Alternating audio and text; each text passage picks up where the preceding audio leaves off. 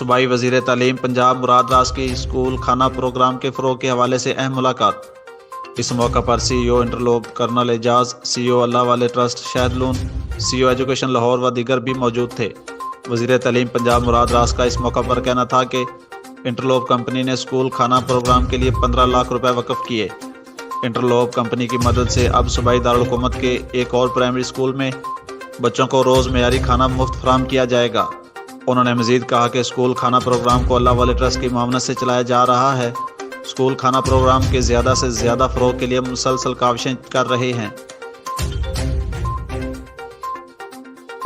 آئی جی jail خانہ جات پنجاب مرزا شاہد سلیم بے کی ہدایت پر محکمہ جیل خانہ جات بھی فورٹریس اسٹیڈیم لاہور میں منعقد ہونے والی قومی صنعتی نمائش 2022 میں حصہ لے رہا ہے۔ محکمہ جیل خانہ جات پنجاب کو الاٹ شدہ اسٹال نمبر 40 پر قیدیوں کے ہاتھوں سے بنائی گئی اشیاء ویزاں کی گئی ہیں، جن میں کارپیٹ، شو پیس، چوڑیاں اور کڑھائی کیے گئے ملبوسات وغیرہ شامل ہیں۔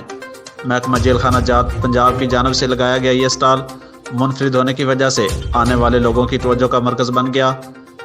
آئی جی جیل خانہ جات پنجاب مرزا شاہد سلیم بے کا کہنا ہے کہ اس نمائش کا مقصد قیدیوں کے فن کی حوصلہ افزائی کر کے انہیں کارآمد شہری بنانا ہے، تاکہ وہ جیل سے رہائی کے بعد معاشرے میں اپنا مثبت کردار ادا کر سکیں۔